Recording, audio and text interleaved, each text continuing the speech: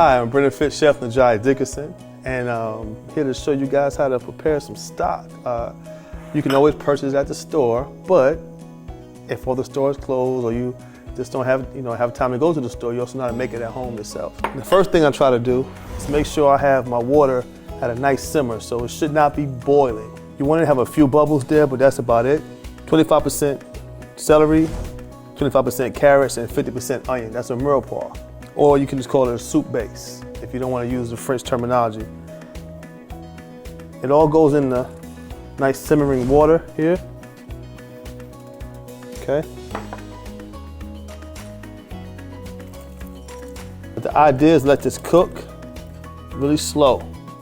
If you want a chicken stock, the chicken stock is going to be about 2 to 3 hours to really get the robust flavor that you're looking for.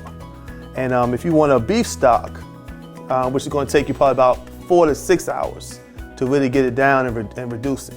I like to try to go by every once in a while and I'll taste the stock, see how it is. Crock pots are really, really good for these. You can just take the chicken, you can add the bones to it, okay?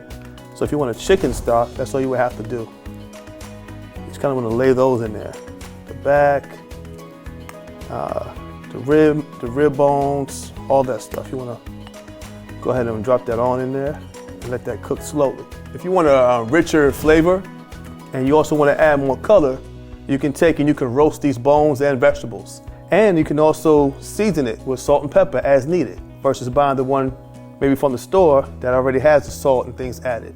You can add your own flavors to it. Now you want to start with at least an hour and a half for just a vegetable stock.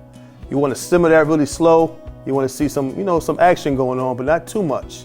You'll be able to see where it's starting to bubble, and you'll get a little bit of skim around the side. You want to take something like this spoon here, and you want to just kind of get that off of it because you want clarity.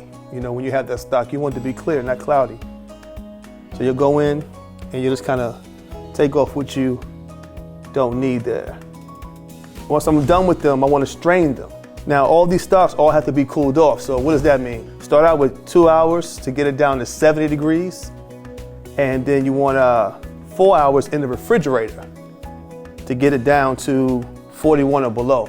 Now the difference between the stock and the broth is going to be the broth has more animal flesh in it. So if you have little pieces of chicken you have left over, or if you drop a whole chicken in and just cook it, that's what you have left over after that whole chicken cooks. Versus a chicken stock is mostly just chicken bones and very little meat.